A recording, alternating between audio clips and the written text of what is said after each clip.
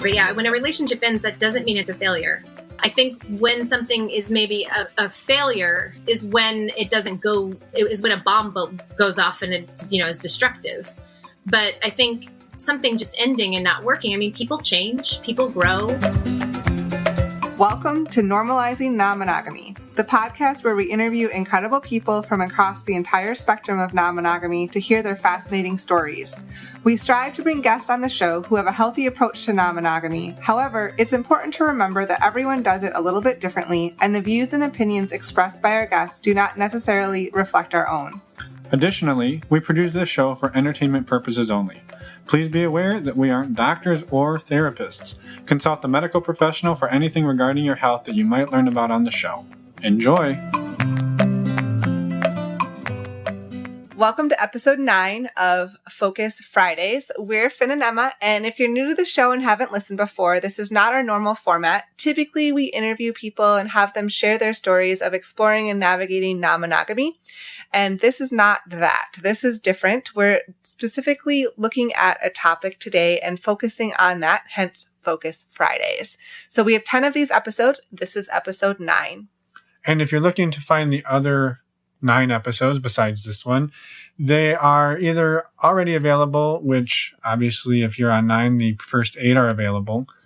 And I'm rambling. I'm getting the look. And but you can go find the 10th one, and all 10 of them can be downloaded all in one fell swoop on our website, normalizingnonmonogamy.com. Click on the courses tab, and there's a link there that will take you to where you can download them for free. Or if you would like, you can leave us a donation/contribution to help support the show. And if you do, we appreciate it and we are very grateful. But again, not required to download all 10 of them. Very true. Thank you in advance. So thank you, Emma. This week, we're talking with Libby. She is a relationship coach and educator, and she was actually on our show on episode 98. So go check that out as well. She additionally has her own podcast called Making Polyamory Work. So also go check that out. And the other thing I wanted to quickly mention is the overall point of this whole discussion we have with her is to be kind and considerate. And it's a great discussion with a lot of tips and tricks. So stay tuned. Well, but do they need to listen now if you just told them the whole point? Yeah, because there's lots of tips and tricks. And it's a really good discussion. That was pretty funny, huh? Yeah, you're so funny. Okay. We also mentioned a peaceful relationship transitions playbook, and this is available on our website in the show notes to download at our website, normalizingnonmonogamy.com. And with that, let's go talk to Libby. Welcome back, Libby, to the show. Thank you for joining us again to talk about how to break up with people. Yeah, we're excited to have you back again. And so I guess maybe for anybody who's not familiar with you, either from your podcast or your previous appearance on this show, do you mind just a quick background on who you are and then maybe why you created this content? Yeah, so my name's Libby Sinback. I'm a relationship coach and educator. I'm a mom of 2 and a partner to 3, and I'm queer. And I have this podcast called Making Polyamory Work. It's a little different from y'all's podcast in the sense that it's a shorter episodes, and I'm just talking, offering some sort of tips or insights or ideas on how to make relationships work, how to make polyamory work. And those podcasts come out twice a week on Tuesday and Thursday. That's awesome. That's ambitious, by the way. Yeah, very cool. And we don't feel any competition, so they're short and pretty simple. So I made this content around breakups.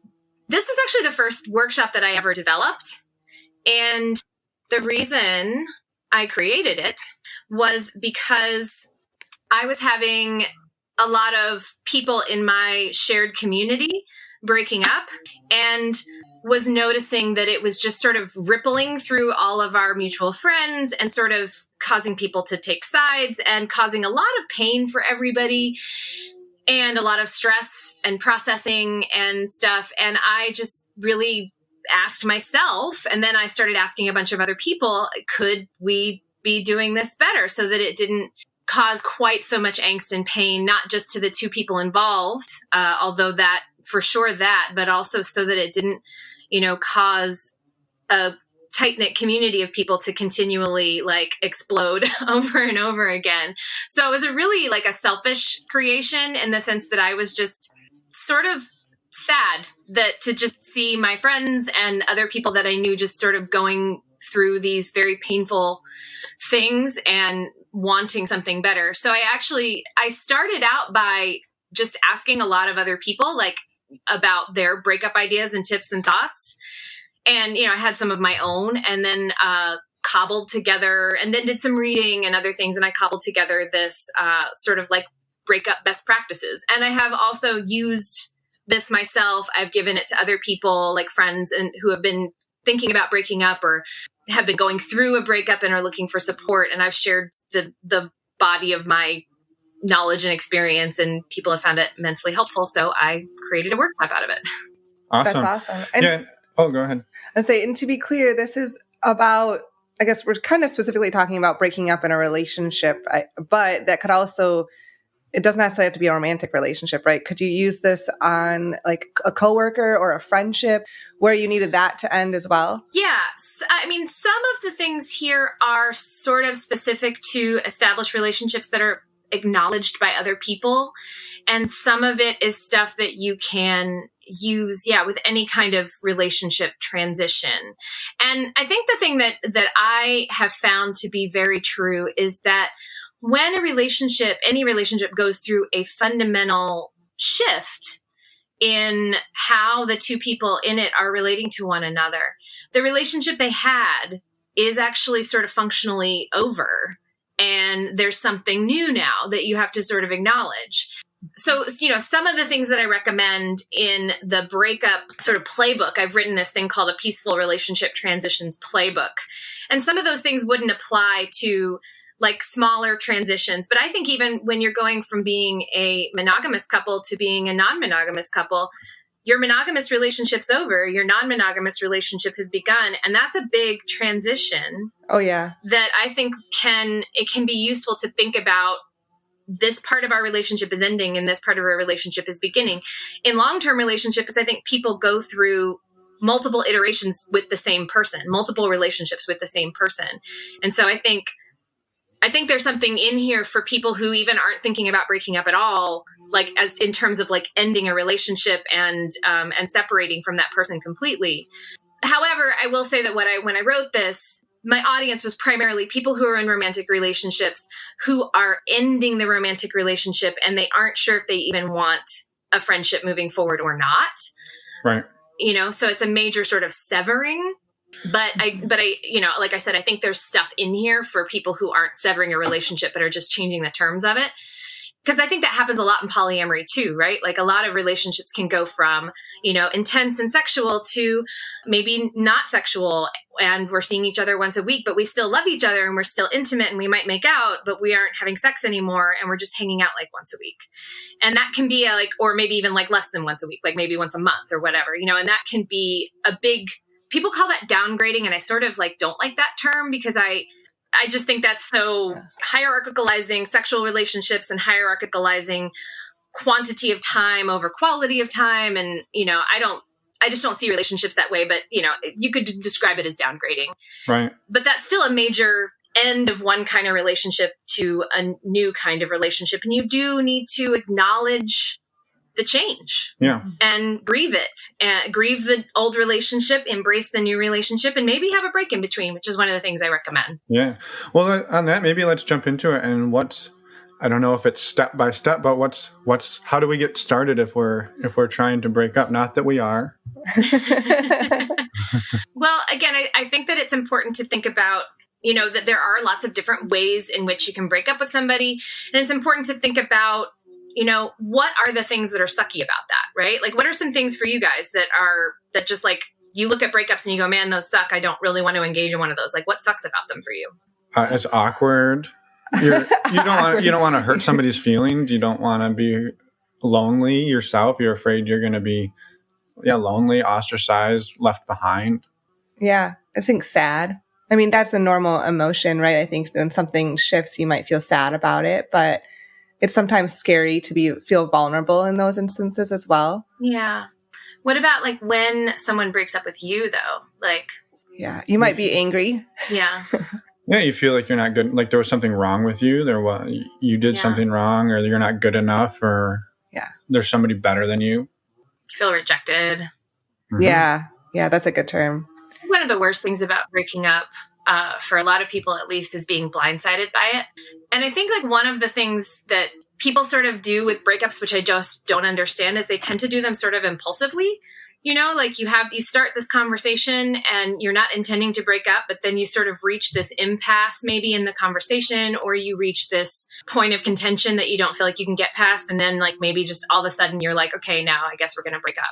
And then once you've said it out loud and you both agree that it's happening, it's sort of like you think that you're kind of done there in terms of processing it and discussing it with them. I think that's the idea. Or conversely, maybe if you are in a relationship and you are thinking about breaking up with somebody, you sort of think, well, once you've figured out that it's definitely needs to happen, then you need to like tell the person as soon as possible and like let them know and then quickly move on, right?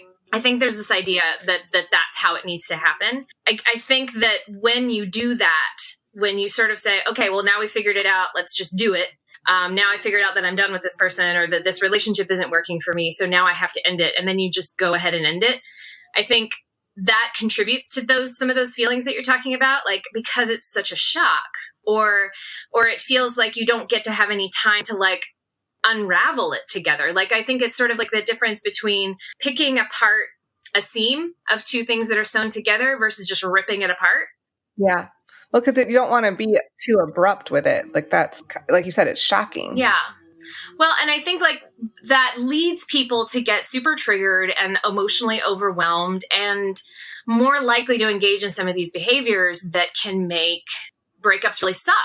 Because you do get angry, you do get sad, or you do get scared, or you grieve, or when you're in that overwhelmed place and suddenly you see somebody that you love as like more the enemy or this person who's hurt you, then, you know, you might feel inclined to gang up on them with your other friends and like get them to take your side. You might be inclined to, if you're in a marriage and you have kids, you might be inclined to sort of retaliate by going and getting a lawyer and starting having a custody battle and like all, you know, like it's sort of like you have battle lines that get drawn when all of that intense emotion is flaring and nobody's taking care of each other anymore because, oh, no, that's not my job anymore.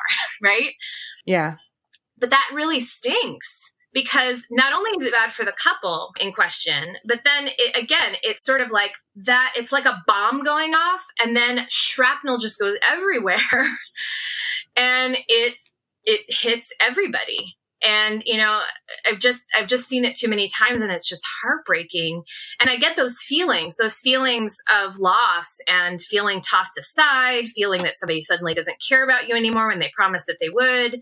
You know, I just get why that stinks. But, you know, what I would want to do is think about, okay, how can we dismantle this instead of blowing it up? So a lot of what I'm going to go into now is sort of if you're the person who knows I need to end this. Like because it's often unilateral. Sometimes it's collaborative. And I think when two people are mutually deciding to break up, they are more inclined to collaborate on how to move forward on it. But a lot of times it is sort of one person saying this isn't working for me anymore. And so I think a lot of what I'm saying here is going to target that person. And so, I mean, one thing that you might want to do when you're breaking up with somebody is you might want to try to preserve something with them. You know, you might want to preserve a friendship. You might want to at least preserve goodwill. You might want to preserve your ability to share mutual friends, the ability to share community. If you both have a shared partner, like that could be another problem. I mean, there's all kinds of situations in which you have to be really careful. Like I've seen people who are dating each other and also dating the same person. So it's like kind of like a triad. And then one point of the triad breaks up. That can, be a mess. Well, yeah, then you're really sticking someone in the middle there of two people who are really unhappy with each other. Right. And the reason for this is, you know, not just to make it a little easier on you so that you don't feel as destroyed by it, but so that you don't destroy everybody else in the process. The way to think about it is that this is that whatever relationship you have is this structure that you built together. You've built like a house basically. And, you know, you have discovered in that you're living in this house and it's not working for you anymore. You both can't live there anymore. Maybe one of you is perfectly happy there. The other one just, it's not fitting. You can't find things, whatever it may be. Like the house isn't working anymore. So then you have to decide, okay, well, do I want to put a bomb in it and blow it up? I wouldn't encourage you to do that. Instead, what I encourage you to do is move out of the house. And then, you can tear it down, and maybe you can do that together in a way that's loving. I mean, I guess I've kind of gone through this already. One of my questions in this workshop is, what are some things that have happened in the aftermath of a breakup that suck? And I've talked a little bit about some of those, but have you guys seen anything in your experience that has just been really awful about breakups? Yeah, I think some of the ones you touched on, right? Like losing friends, all the collateral damage, right? The friends, and, maybe you share an activity together and one of you doesn't go to that activity anymore, right? Because it would be too weird to see them there, or you are on a sports team together and now one of you has to quit the sports team or whatever it is, right? So that kind of stuff for sure. So, I mean, I think like we're clear on the costs of having a shitty breakup. Like we're clear on right. that. We didn't even mention children, but that would be a whole nother ballgame too. Yeah. Then you're, I guess, dragging other little people into everything as well. Yeah, people who, don't have agency in society, right? And they don't have the ability to consent or not consent to this situation that has a huge impact on them. Mm-hmm. Yeah. And I mean, to be clear, I'm not a lawyer and so that's not, don't take any of this as legal advice. And I encourage you, if you do have children and you're going to engage in a divorce, please get legal support. But, be careful about who you pick. If you really want to do something collaborative instead of something that's adversarial, then find a lawyer who's on board with that, because some lawyers aren't, right? Some lawyers are very much like, you got to protect yourself because I've seen shit go down and I don't want you to be on the losing end of shit going down. So I'm going to get you everything you can or whatever. And again, if you don't want to go that route, then you got to find someone who knows how to do that. There are collaborative divorce lawyers out there. There are people who are trained in conscious uncoupling, look into that kind of stuff. So, but again, this is more like, this is not the legal aspect of breaking up. Yeah. This is just the logistical aspect of it. And some of it's a mental game, right? So I'm curious on something, if you don't mind me asking, maybe what people are hearing is, rather than just breaking up with somebody, it almost sounds like you want to drag it out. And I don't know that maybe is that what you're trying to get at? Or are we, because I know a lot of people are like, oh, don't drag it out. Don't drag it out. You're just making it worse. You're making it worse. Just break up and be done with it. So, but maybe it's like slowing it down slightly so that it can be a healthier breakup. Maybe like to be healthier, so it's not abrupt and this big bomb going off. It being a little bit slower would be better. Right. And I guess I'm wondering how do you do that without it dragging it out and making it super painful versus just blowing it up? Like, how do you strike that medium ground? That's a really good question. My advice isn't to drag it out, because I agree. In fact, there's some stuff in here where I say specifically, don't drag it out. But there's a difference between dragging it out and slowing down. And I think, Emma, you've got it. You've got it nailed. It's I want people to slow down and think through. Imagine this is something I encourage people to do in general when they're engaging in a difficult conversation. Imagine you're approaching a very difficult conversation with someone you love. You prepare. And I think spending a little time thinking about what you want to say and what you want them to think and what you want them to know, so that you are able to, because you really are going to have probably one shot at a good conversation about breaking up. And the person is, if you're the person, again, who knows you're going to breaking up with somebody, it is going to be potentially emotional for them to receive that. Right. And you want to make space for that and sort of be prepared for that and do the best that you can to give them things in that moment. Like, you have an opportunity to prepare. You have an opportunity to think ahead. You have an opportunity to be generous with somebody. So my question then would be, could you give some examples of ways that what you've done in this situation, right? So things that you've offered, ways that you've approached this to slow it down and to be generous without, again, then you don't want to give people hope or false hope that like they could salvage this and maybe we're not done, because they're still willing to, meet me every other weekend for brunch or something to that effect. I don't know exactly what that looks like. Well, so I think there's so much depends on context. So I can give you two examples. One example was a situation where I knew that I needed to break up with somebody. We hadn't been dating that long, but we were crazy in love with each other. And I initiated that conversation. I knew that that was my job to initiate that conversation because I knew that it was me who wanted to end things and needed to end things. And so I really created a lot of space for us to really honor the relationship in that conversation. And I mean, he knew that the conversation was coming. It wasn't a surprise or a shock. I don't think that it was what he wanted, but we had the conversation. And so I went through some of the things that are sort of like my steps, which are in the peaceful relationship transition playbook in terms of how to manage that. But I guess one of the things that I really encourage people to do as sort of a preventative for having these shocking, intense, awful, shitty breakups is actually to proactively, periodically take looks at your relationships and see what are the things that could potentially be a problem down the road. What are some things that are not working for you right now? Like, what are some aspects of the relationship that you can see might get in the way of it being something that can continue in an ongoing way? And talk about them and sort of have them on your radar. And so that, I mean, I had a friend who I talked to about this topic, and a lot of the ideas that I have actually come from her. Not all of them, but a few of the really good nuggets. And then one of the good nuggets that she gave me was this one. And I'm not going to name her because I don't have her consent to name her, but I just want to say that, like, this is a borrowed idea, which is she said that she never breaks up with anybody. And what she means by that is she just kind of smoothly, ongoing is renegotiating the relationship all the time. And I think that was it was a really interesting perspective that she brought into that, where she's like, if I see something that isn't working, I'm not going to just like wait and sit on it and let it build until it becomes unbearable and then break up. Instead, I'm going to discuss it when it comes up and say, hey, this isn't working for me. Can we make an adjustment here? If there needs to be an adjustment to how you relate or how many times you see each other or whatever you've committed to, she just continually adjusts.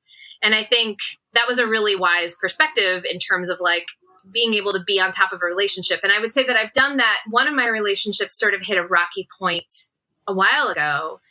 And I was worried that if I was really pushed to figure it all out with them, that we would break up. But instead I said, I don't know where we are right now. I don't want to end things, but I need to pause. And I need to just sort of let us be where we are. And I need some time to think. And so we kind of just took some space, then periodically would just check in and have conversations and see where we were and see and kind of pick apart some of the issues that had kind of come up between us when they weren't so inflamed.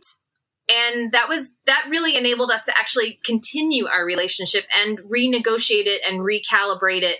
And we've done a lot of recalibrating, and it's an ongoing recalibration with us. That's been really valuable because, again, we slowed down. It was a slowing down. It was a let's see what's really going on here instead of a, oh my God, this is so terrible. If I have to decide between yes or no, then the answer is no, because, we just can't figure it out. But that was a collaboration. Both of us were on board with slowing down, and I could see one person being like, no, I need to know now. Are you in or are you out? And let's move on if you're out. I have like sort of a list of tips. Yeah, let's if that might be useful. Yeah, and let's do that. I have a list of tips for if you're sort of on the receiving end of one of these conversations about one of these breakup conversations. Like, again, I think you get one shot at having a good breakup conversation, because if you do it badly, then the person's not feeling like there's enough investment to sort of work on it after that because you're ending things. Right. So I think you get one shot to like make it good.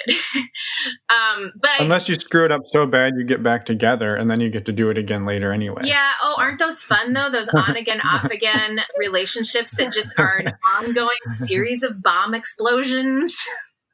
That's fun. Really? No, it's not. All right. So tip number one. This is a list of things if you're on the being broken up with end of things. And this is really hard. So I want to acknowledge it's really hard. But when someone is willing to tell you how they feel and where they are, it's worth it to thank them for being honest, for telling you, for saying, hey, I'm really glad you're telling me where you are on things. And I'm really glad you're willing to have this conversation with me instead of like ghosting on me or just checking out of the relationship, but letting it drag on. Because I do think it takes a tremendous amount of courage to be the one to step up and say, this isn't working. Right? Yeah, for sure. And I mean, how many times have we seen the other thing where these folks are functionally broken up, but nobody has the guts to say it. And so they're both torturing each other, or they're both checked out, or one of them's checked out and the other one is in a mess of anxiety and misery. But nobody's called it yet, you know? So the person and all the people from the outside look at it and be like, why are these people still together? They're miserable. Right. So if you're the person who gets to hear someone be brave and bold and willing to step up and say, hey, this isn't working and we need to end this, and I'm going to tell you my feelings, because it's scary. And so if you can in any way say, thank you for bringing this up, thank you for being willing to talk this through with me. I mean, of course it hurts, but it's so much better to know and move on. You know, it's horrible. I think to your point, Finn, about like the dragging it out, what drags it out sometimes is that uncertainty, that lack of clarity. And when someone's willing to bring some clarity and clearness to a relationship, even if the clarity is it's ending, that at least gives you a point where you can move on, you know, and instead of being in this state of anxiety and uncertainty. So if you can thank them, that's good. The second thing that I really recommend is believe their words more than their actions. So, and again, this is for your protection, because if you are in love with somebody and then they are breaking up with you and they say that's what they want, but then they send all these weird mixed signals, you have to sort of filter out that noise and just focus on, they said they want to break up. That is what we are. And so I'm going to act accordingly. Again, so, I mean, if you are going to get back together, if that's something that you want, sometimes you still have to just completely demolish things first. Again, to go with the analogy of a house, if the house is falling down and you've decided you're going to move out, maybe you will build another house together someday.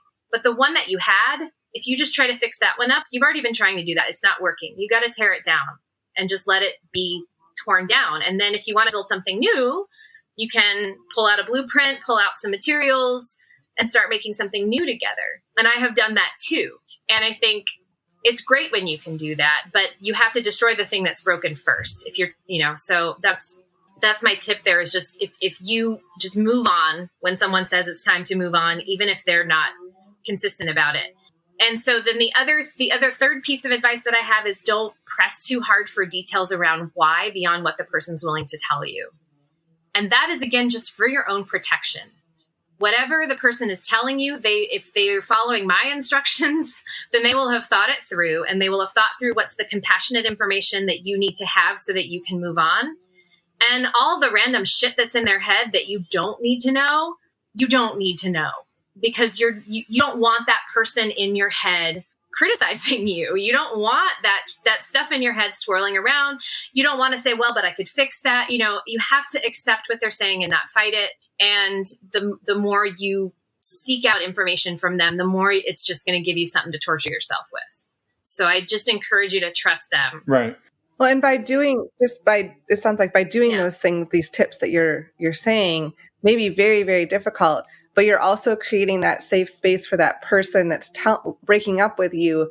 You're creating a safe space for them to tell you that. And then your response may not be what you want to hear. You're I guess, acknowledging that you're hearing them. And I think that goes a long way. That's where I was trying to go with that. Yeah. And that's a good point. I mean, you know, I'm a big fan of always reflecting, active listening, reflecting back what you're hearing. That's a practice that I encourage everybody to engage in, especially in difficult conversations. And a breakup conversation is just a really fucking difficult conversation. So the more you can give the other person space to talk is good.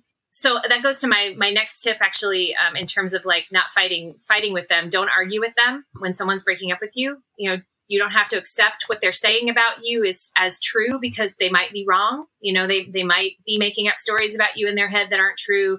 They might have criticisms of you that aren't fair, but you have to, I mean, a breakup is ultimately setting a boundary, right? You're ultimately saying, I'm not going to continue this relationship, and boundaries are unilateral. So you don't argue someone out of You don't try to argue with someone out of being in a relationship with you. If they don't want to, then they don't want to, and they don't have to, and their reasons don't matter anymore. And it can feel unfair. And you do get to feel that. You get to feel that it feels unfair, but ultimately arguing with them is just going to make both of you miserable. So I don't encourage that. But what I do encourage is taking that moment to ask for things that you need. Because if you are in a relationship with somebody who ultimately cares about you, even if they're breaking up with you, they might still care about you, and they might still want to be able to give you things that you might need to make that transition go well. You know, the person can always say no, but it's useful to ask for things if there are things that you might want. So some things that I have asked for are, you know, words affirming the relationship, you know, acknowledging that it was important to them, even if it's over. Setting boundaries around contact. One of my top recommendations when you're breaking up with somebody, and again, context matters here because it's not always possible or workable, but I would say in most cases, it's good to have a solid month of no contact. I would encourage the person who's breaking up to ask for that, especially the person who's being broken up with to ask for that. Don't contact me for a month, and I'm not going to respond to you for a month. You can ask them to do things for you. One of my partners, when they were going through a breakup, asked the person who breaking up with them to tell all their mutual friends. They didn't want that work of having to deliver that news. And so they asked them to be the person to deliver that news. And I thought that was like kind of a cool thing of like, you're doing this to me. I'm really broken up about it. I don't want to have to talk about it to everybody and keep talking about it to everybody. Will you be the one to share that information? I have something else that's sort of cool in my playbook about sharing information with your community or your mutual friends about when you break up. You might have seen this before if you've seen people do this, because multiple people do this, where they actually kind of write a message together that they've both agreed what is the message, and then they share it on their like Facebook profile or their FetLife profile or whatever, letting everyone know in their networks, we're breaking up. Here's what we want you to know, and here's where we are on it. And then so that kind of takes away the need to constantly have a conversation about it. And it also takes away that gossip mill stuff that can happen and that side taking impulse that sometimes people have. Because it's coming from both of you. Right. And everybody's agreed on what the story is. You can ask for clarity on how to move forward. That's another thing. You can ask for your stuff back and be very specific on your arrangement of how you want to do that. And if the person that's breaking up with you hasn't read my peaceful relationship transitions playbook and isn't following the playbook very well, you know, you can sort of guide the process and ask for some of the things that I have in the list of things that you should be doing if you're breaking up with somebody, or that I encourage you to do. And then after you've kind of gone through that process in the aftermath, I encourage people who are broken up with to just be very consistent about not being in contact and be very consistent in their boundaries, and then take care of yourself. Like, really do a lot of self-care. There's some really good articles on how to go through breakups, but like the best ones that I've heard are, you know, when there's sort of an empty space in your life, figure out, like, I wouldn't go right away trying to fill it with a new relationship necessarily, although some people do that. But I would say, you know, fill it with something. Fill it with something that brings you joy, like an activity or exercise or extra sleep. I mean, I remember for me, when I went through a breakup, I started going dancing more. And that was really fulfilling for me, balancing for me, you know, and make a lot of space for whatever feelings come up. And I think this goes for both ends. When you break up with somebody, it's not like you don't grieve the end of the relationship too. I think grief is a thing that everybody feels when something ends and doesn't go the way they wanted it to, even if they're the one that ended it. Like I ended a huge relationship in my life and was grieving it for probably 2 years. And the biggest mistake that I made, I think, in that is that I was hard on myself for grieving. I was hard on myself for feeling sad about it. And I think when you have a lot of hope for something that you really wanted to go well, that you really enjoyed, if you're hard on yourself for grieving, it actually can prolong the grieving. Right. Yeah. Give yourself permission to have those feelings and own it. And give yourself permission to not just grieve, but still be in love with the person. Mm-hmm. Captain Awkward has a really great article on this called like the golden retriever inside your heart or something like that. And it's just like, you know how golden retriever just loves everybody and just will come up to you and just be like, love me. I love you. You're great. Yeah. And I think that part of you just that is exploding with love for somebody, for anybody. Like, I think we all are kind of creatures of love, and we want to love everybody, I think, on some level. But then sometimes it just doesn't work. But there's that still that part of you that feels that love. I've seen some really great things written about that. But the one that I like the best is sort of don't just dwell on how much someone hurt you, but then also celebrate how well you loved them. Celebrate how open your heart was. Celebrate how much joy you had in that person. And even as they are not with you anymore, you can still celebrate how much you love them even now. Because that's something no one can take away from you. Your ability to love and be open and care is something no one can take away from you. And just because a relationship ended doesn't mean that it was bad. Right. It just didn't work out for the rest of your life. Yeah. Right. But that doesn't matter. As long as you still had a good relationship, you should honor that. And you said, allow yourself to, to have had those feelings and continue to have those feelings. Yeah, exactly. Yeah. I think that's another thing to your point, Finn, you kind of just popped it in there. But yeah, when a relationship ends, that doesn't mean it's a failure. I think when something is maybe a failure is when it doesn't go, is when a bomb goes off and it, is destructive. But I think something just ending and not working, I mean, people change, people grow, or you have high hopes for something and then it doesn't work the way you wanted it to. And I think sometimes things don't work just for logistical purposes. It's not because anybody didn't love each other or that even if they did anything wrong. But just like the way your life is set up and the way my life is set up, we couldn't make the pieces fit. You had an architectural idea for this house that structurally wasn't going to work with my architectural idea. We tried it, and instead of it making this beautiful, creative structure that we could both live in, it caused the house to cave in and fall on itself. And that's okay. That was a useful experiment to try, and you did your best, and you gave a good go of it, and it didn't work. Yeah. Right. Now you get to go and try something else. Yeah. Yeah. Are there tips? I mean, we kind of talked about some of the tips for receiving this information. Yeah. Were there parallel tips for delivering the information, or was that sort of wrapped in the beginning there? No. So I've got a whole playbook, and I know that you'll link to it in the show notes, but I'll kind of go over some of the higher points. I'm not going to read the whole thing word for word. But so I would say the first thing you want to do when you know that you're going to want to have that conversation with somebody is spend some time getting real clear on what you want to say. So to the point earlier when I said, if you're getting broken up with, don't go hunting for more information to torture yourself with. Be mindful about what you want to say to this person, what you don't want to say to them about why. Because some things they need to know. Some things you need to know about why. Some things they might already know about why. And there are some things you might not need to tell them, right? If their breath is really just it's not that their breath smells bad, but it just that wasn't the smell that you liked or whatever, you might not need to tell them that. Or if you really hated the way they sang karaoke and it was just a huge turnoff for you, that's not necessarily something you need to torture them with, right? Right. Or if they have a gap in their teeth or something and you're like, that really bugs me. You don't need to tell them that. Or they suck their gum when they chew it or whatever it might be. Annoying little habits, you don't need to go through a detailed list of what's wrong with them.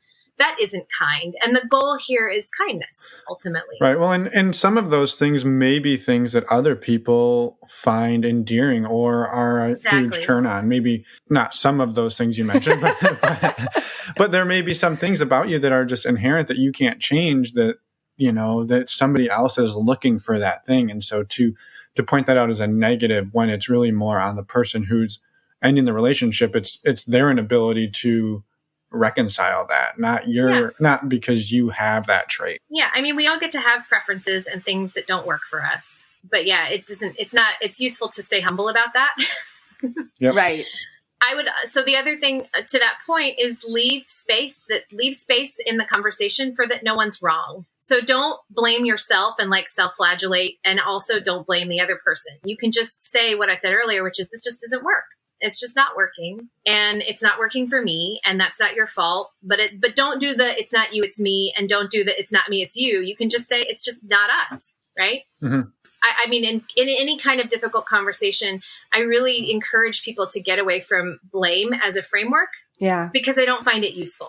I mean, the only situation where I find blame slightly useful is if a relationship is straight up abusive. And this, to be clear, any of this advice that I'm giving in this conversation doesn't apply for when a relationship is abusive. If a relationship is abusive, one of the people in that relationship or both cannot engage in a conversation like this in good faith, because there's going to be one person who's trying to control things. Yeah. And so it's not safe to have a conversation like this. And if you're in an abusive relationship, I encourage you to get support. Reach out to a domestic violence hotline. And I mean that even if it's emotional abuse, because you don't have emotional abuse is still a form of violence. It's a big deal. And I would get some serious professional support on that.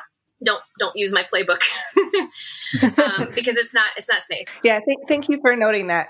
Right. Cause I think that's a key difference in talking about all of this that we've talked through, and then abusive relationships are a different ballgame. Yeah. I actually lead with that when I teach this workshop. I'm like, this doesn't apply in this case.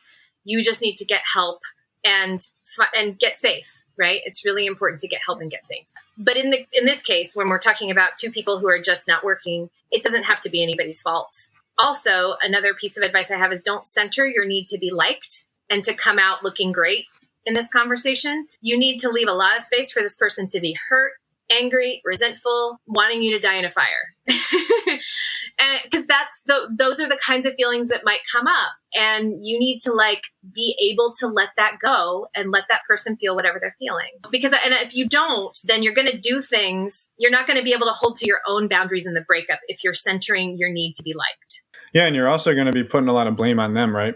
Being like, oh, well, it's not my fault that you do this. It's, don't be mad at me. Don't be mad at me, right? And that comes up really easy.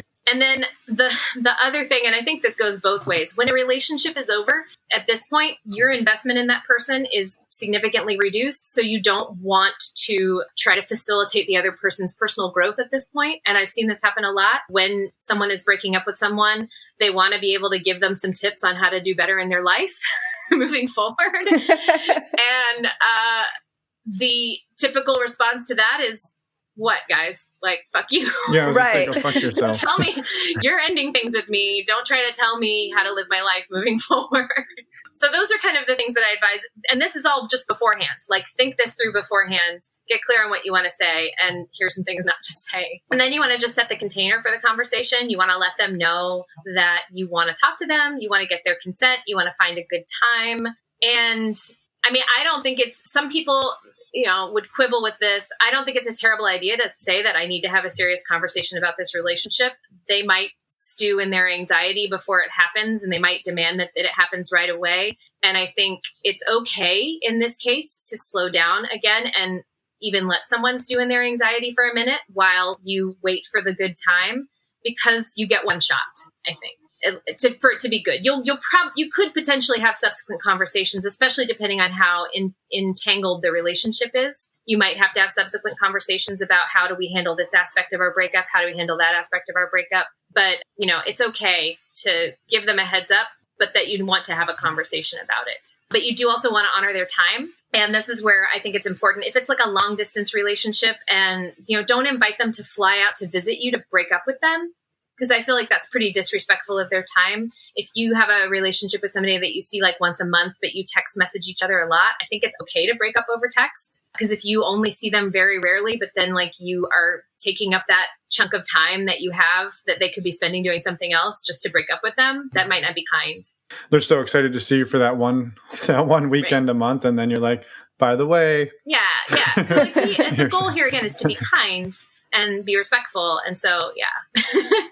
But, if you have a long-term, deep invested partnership with somebody and you see them regularly, again, you want to honor their time in a different way, which is honor the time that they've invested in you by giving them a good, long chunk of time to discuss this together, because that's honoring it as well. And then just be real clear. Be as clear as you can about what's happening, and that at the end of the conversation that the relationship is over and that's not negotiable. Right. Yeah. Not oh, if I do this, this, and this, what do you think? Can we still make it work? Right. Exactly. Those types of things. Yeah. Right? Don't leave them a window, and don't use a breakup conversation to try to control somebody and get them to do what you want.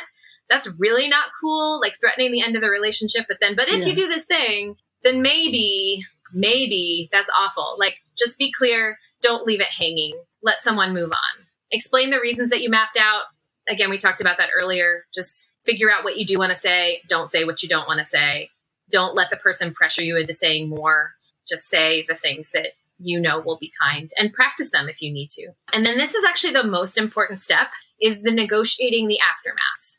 This is where I think is the place where people mess up the most, because they don't talk about what happens afterwards. They just think they'll figure it out. So a lot of times you have the conversation, you're broken up, and then you don't talk about what happens afterwards, and then all kinds of shit happens. The worst part about a breakup isn't actually the part where you break up. It's the month, 3 months, 6 months, year afterwards. Right. And we've already talked about some of the things that happen there, like things go through the gossip mill, people take sides, you have these awkward moments where you run into each other at the same event and you didn't discuss what was going to happen or how you were going to interact, so then you don't know what to do. You haven't divided up your sports teams that you're on together and decide who gets to go to what. You haven't decided how you're going to handle that play party that's coming up next week that you both were planning to go to, and now which one of you gets to go. And so if you can negotiate that stuff ahead of time while you have that person in front of you and they're engaging in the conversation with you, it's so much better. Some things that I encourage to negotiate are, first of all, as I said, negotiate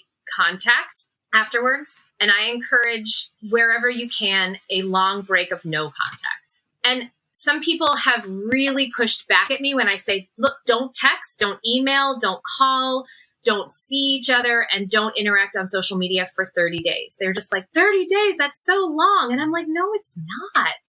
30 days is nothing. That goes by so fast. And the thing is, you're physically, emotionally, mentally primed to respond in a particular way to this person at this time. So every time you get a text, your dopamine system's going to get activated.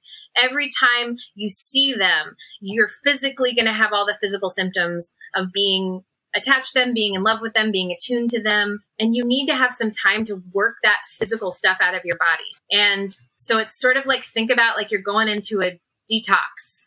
You really have to just get all of those chemicals and all of those responses and reactions that are kind of programmed into you out. And you can't do that without space. Sometimes 30 days is not enough. Sometimes you need 60 days. Sometimes you need a year. It really depends. And I think people are afraid to really take that space because they think it's punishing. They think it's withdrawal. And they think, well, if I distance myself from them, then they're going to move on and they're not going to want to talk to me again and they won't want to be my friend. And the thing is, if you're meant to be friends afterwards, you will be. You will be. Even I broke up with somebody and didn't talk to them for a year and then saw them again. And we picked up our friendship and it was fine. And we were able to do that because we had the space. No, I think that makes a lot of sense.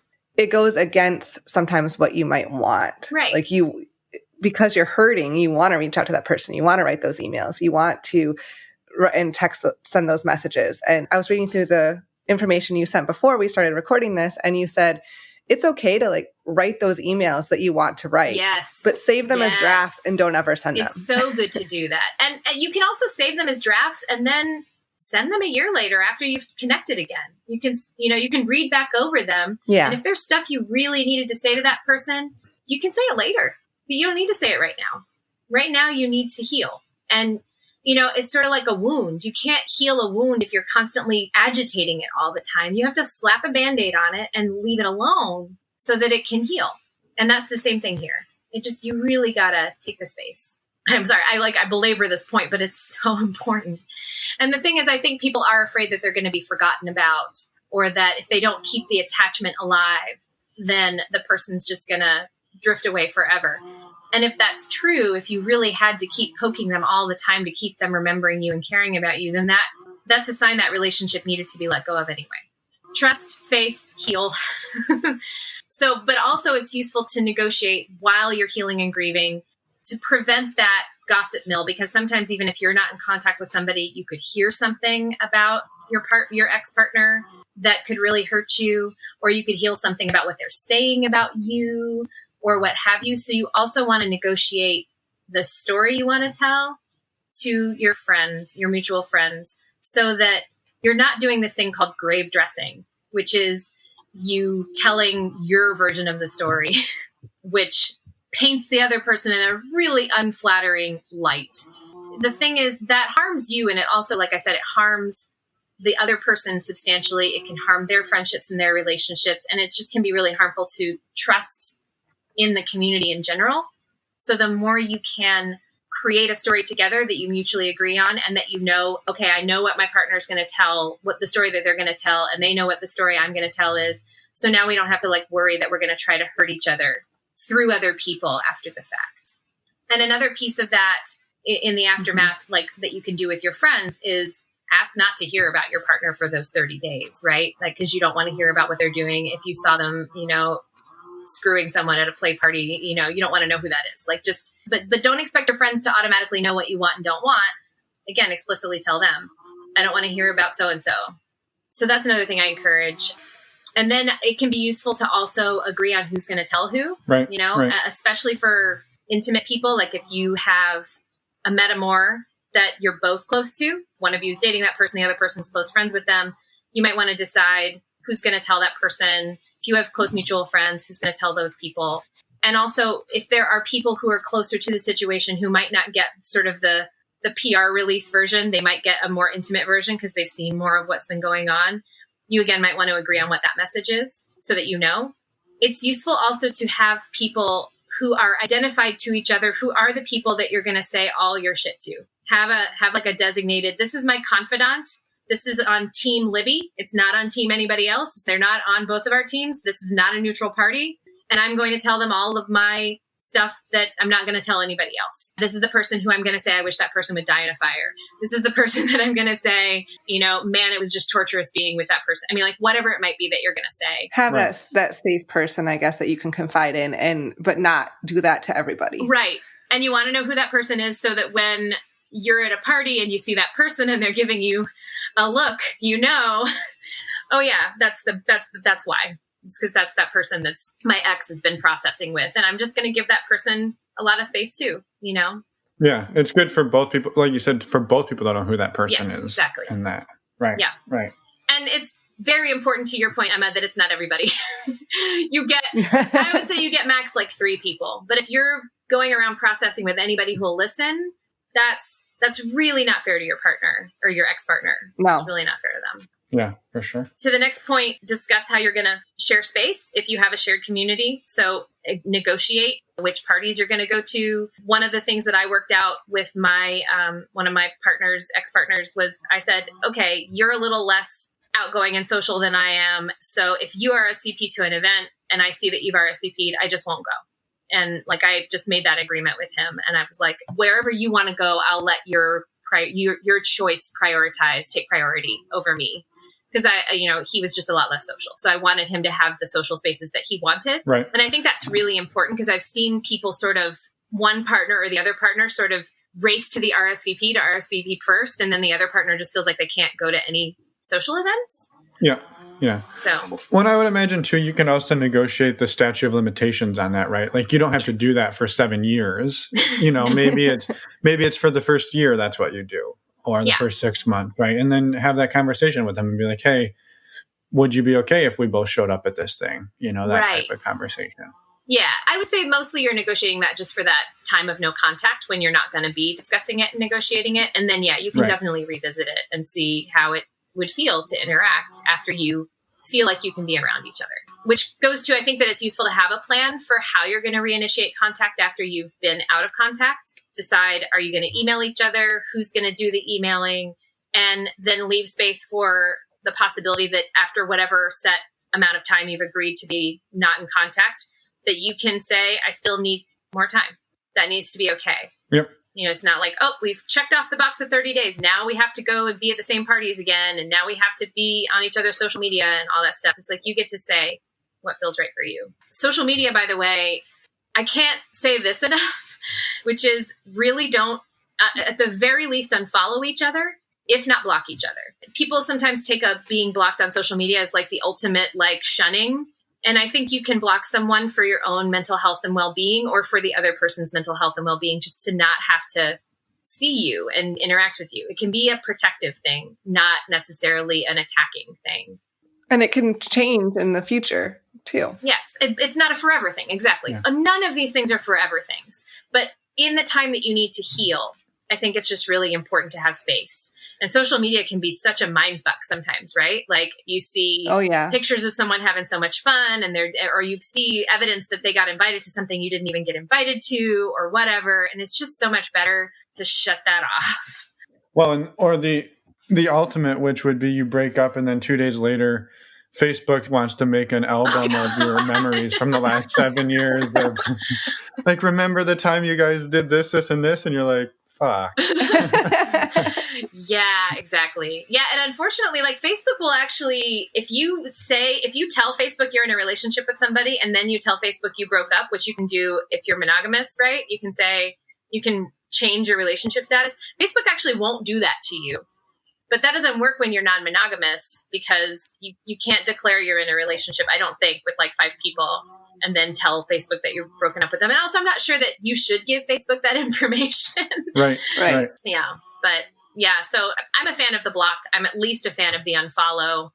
And, if you're in Facebook discussion groups together or that kind of thing, it can be useful for one of you to take a break from one of those and just say, I need to not be in this place. And again, it can be useful to have places that belong to you.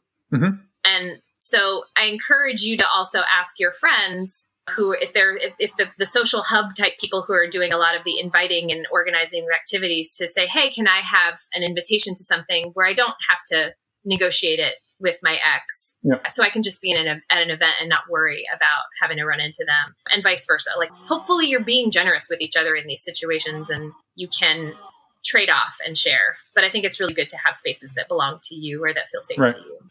So that's the negotiating part. That's really all I've got on the negotiating part. The thing that then you can do, which I think is really cool, and I also have to credit my friend for giving me this idea, but I've done it and it's amazing, is you honor the relationship.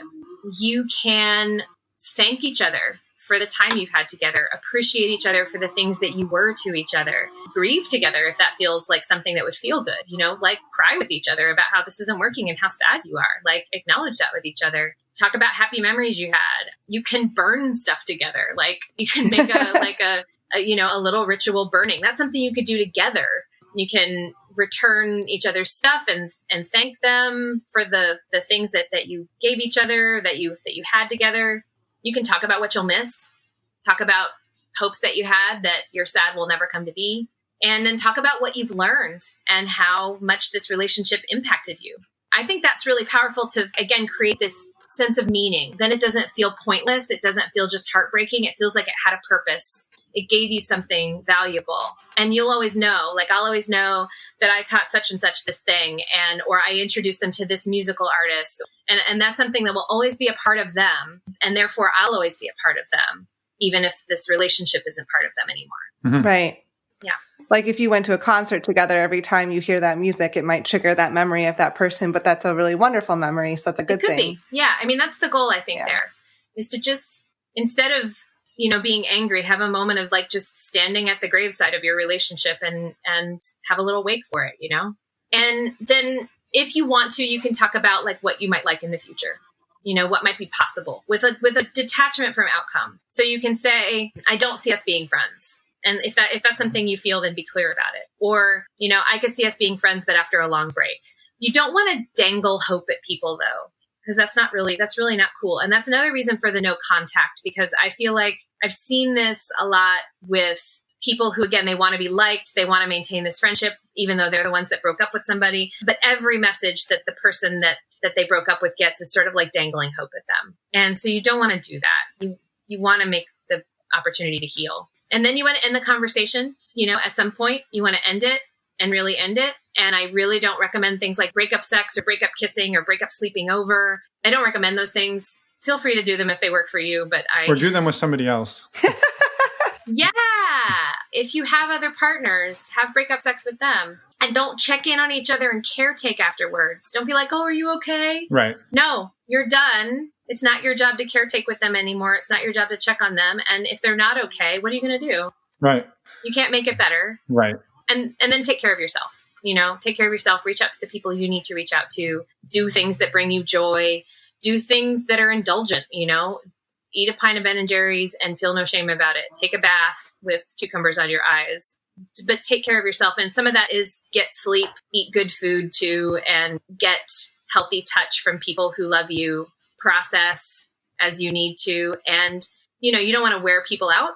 Yeah. So you want to make sure you get consent to process things with the people that are your support people, but do get that, you know, that's important. I have more stuff in the transition book about like some kind of specifics, like if you live together, how to handle that. If you have financial enmeshment, some things to think about. If you're legally married, again, I'm not a lawyer, so mostly what I say is get a lawyer. And then just some general like tips around children, because as we pointed out, children are sort of innocent bystanders that can really get wrapped up in this. And then I also just have some quick tips around if you're not the person breaking up, but you are in proximity of those folks, some things you can do. Yeah, and that was something I was going to ask about. Yeah. And maybe this is a whole different topic that is way too long to go into, but being the partner who's supporting somebody who's going through a breakup, right? So that can be a really precarious place to be. Yes. Where or even a close friend with someone who's right. But if I'm in love with you and we're married and you break up with a boyfriend and now you're crushed for weeks and weeks and weeks, and I'm like, hey, well, I'm still here. Like it can really start to make you feel like, do I mean nothing if you're this broke up over somebody else and you have me, right? So there's a whole host of feelings that can come back up. Yeah, that's true. When you're that person. So I think that maybe is a probably a much longer conversation than we want to launch into, but it is something to maybe think about. And as we part ways of like, that's a tough place to be. Mm-hmm. Well, I have one thought about that, which is, you know, if someone you love died or someone you love moved away or got sick or anything like that, you know, and let's not even pretend it's a romantic partner. Let's pretend it's a parent or a sibling or a close friend, and you lost that relationship. It's reasonable for grief to overtake you. Mm-hmm. And you're not necessarily consoled by having, like, if your mom dies, you're not necessarily consoled by the fact that you still have your dad. You know, you want your mom. You're not necessarily consoled if one of your friends stops being your friend just because you have 5 other friends. That friendship meant a lot to you. Right. So if I was the partner of someone who's going through a terrible breakup, it's just hold space for their grief. And I that's hard.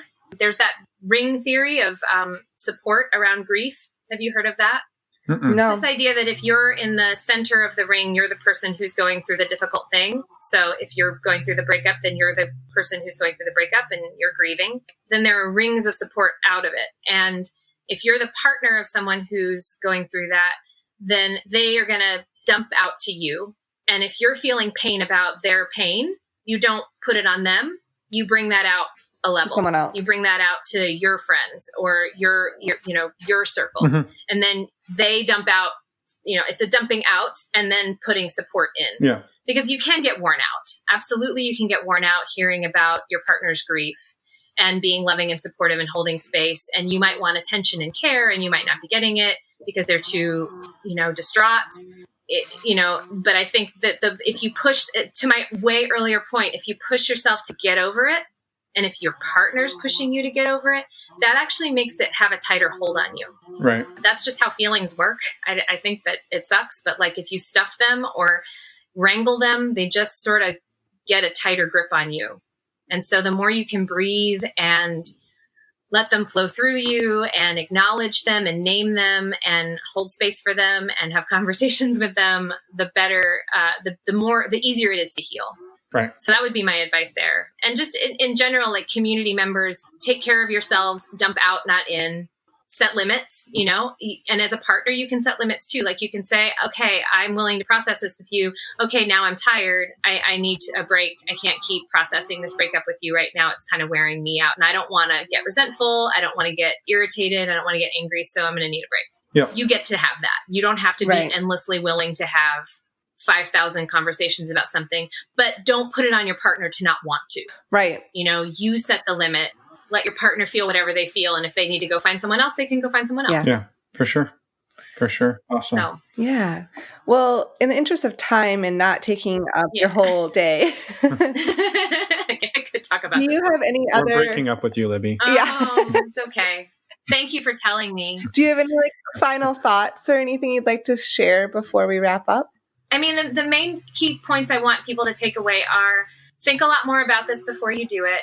Slow down, listen to your feelings, and take a long break to heal, and allow that healing to happen, and have compassion for yourself. Right. Because and compassion for your ex. I mean, just compassion all around. But I think first it starts with compassion for yourself. And we'll put links, like you said, to the worksheets and everything that you've got, so people can get a little bit more information. If they want to review some of this, they can. And if they want to see it in writing. Yeah. And all of your contact information too. If people need some additional help, they can reach out to you and negotiate how that's going to look, right, to make that happen. Mm-hmm. Yeah. It's one of the things that I do. Mostly I try to help people save their relationships, but yeah. But I also do help people, and I have helped people transition their relationships and help them negotiate through that. For sure. One of the things I do. So one final question I had was, when you are shopping for ice cream at the end of these relationships, what do you specifically buy? Me personally? Yep. You're asking for her to pick one ice cream flavor? And brand. Oh, well, that's easy. So I'm lactose intolerant, and I really love Luna and Larry's Coconut Bliss ice cream. Ooh. In Mint Galactica flavor. Ooh. It's like a mint chocolate chip, but it's made with coconut milk. If I happened to be in Boston, I would go to FOMU. If you've never been there, it's Amazeballs. It's non-dairy vegan ice cream made with coconut milk, but it's Amazeballs. I think somebody recommended that to us when we were out there. I think so too, and we didn't get a chance to go. But next time, we'll have to break up just so we can go separately. We could go together too. Okay, we can do that too. Wow, I don't know. I'm a little worried about you guys. I know. It's all because we love ice cream. But we have a mutual love of ice cream, just different flavors. That's a good point. We'll have to bond over something. Never mind. All right. Well, thank you again, Libby, for all your time and advice. And we appreciate it. And we are excited to get this out there and hopefully help some people. And sure. And for your podcast. And so we're excited for everything. Yeah. Y'all are so excited. We are. And excited. And this is my excited voice. I know. I was like, you're really exuding excitement there. No, but thank you guys for having me on, and thanks for letting me share this. I'm sort of an evangelist for compassionate breakups. Yeah. So. Yeah. Well, no, it's super important. It's awesome. And thank you again. And, can I add one last thing though? And no, sure. I'm sorry. This is something that, no, I can't. Okay. Yeah, no, go for it. Well, so one of my pals, Jessie Lugreason, actually had this really cool idea that, she and I both have a breakup class that we teach. And her idea, which I'm going to incorporate into my breakup class, which is that you can actually negotiate this at the beginning of a relationship. I know that sounds pretty wild, but you can actually say, when we are realizing that this isn't going to work anymore, here's our exit strategy. And here's how we're going to handle it. And the thing is, that's really a great idea, because a lot of times when things are on the rocks and you're getting ready to end things, the emotions are already running high, right? So if you are able to talk about this while you're feeling good and have a plan for it, this might end. And what would it look like if it didn't? How do we want to take care of each other, and how do we want to move through it? So that's another piece that you can do too. So you can talk about this ahead of time. Kind of like having that continual conversation of checking in on your relationship too. Yes. Yeah. No, I think that's great advice. Okay. I like it. But that's all. That's my last thing. But yeah. And you tell them what type of ice cream you want. So then when they come to do the breakup, they bring the ice cream with them. Well, I don't know. That could be a trigger though, right? You see that ice cream in their freezer and you're like, oh shit. Yeah. All right, never mind. I don't know if that's a good. I can only get this ice cream now when it's the end. Right. Such a minefield. It'll change your favorite ice cream, because if you only eat it when you get broken up with, you're not going to like it very much. Yeah. Why do you hate ice cream so much, Finn? Why do you want to destroy our love of ice cream? I love ice cream so much that we do have a little bit of a addiction. And we're both lactose intolerant, but we just eat the shit anyways. So we just do it. And then deal with it. No. And then we sit outside for a while. I also really like the almond milk or the coconut milk or the sorbet. There's a lot of different types. So a whole episode about ice cream. That will be ice cream and sex. Next week. There you go. And breakups. Yeah. There you go. Thank you. Yes, Awesome. and breakup. Yeah, thank you so again. much. And we'll do the fake goodbye here and End it there. end it there. Thank you. Okay. And we're back. Emma's busy laughing, so Because Finn was just singing, and then he deleted it because he didn't want it out there. Correctamundo. So we're back. Thank you, Libby, for sharing everything you shared with us. And thank you to all the listeners who listened to all the tips and tricks, even though Emma gave away the cart before the milk. No. How does that go? No, I didn't give away anything. Give away the cow with the farm? I don't know the saying, so Clearly. you clearly don't know it either. Put the No, it's put the horse before the cart, right? No, cart before the horse. The horse always Damn goes it. before the cart. I almost had it. Unless the horse is backing the cart up. Okay, put the cart before the horse. All right. Hey, Thank you know you. what? I got it right faster than you did. Thank you, Libby, for putting up with this nonsense and for all of your wisdom and your show. Again, her show is called Making Polyamory Work. Check it out. Support her. She's doing great work. Also, what do we got next week? We've got episode 10, the finale. Grand finale. I know, the final episode in this season 1 of our Focus Fridays. We will be talking again to Catherine, who was in episode 2 of Focus Fridays. We're going to be talking about bringing up non-monogamy to your partner and tips and tricks to do that. We actually had some people call in, some listeners call in and leave us voicemails, and we had a few emails as well. So we talked through those voicemails and emails, and stay tuned. Come back and listen next Friday.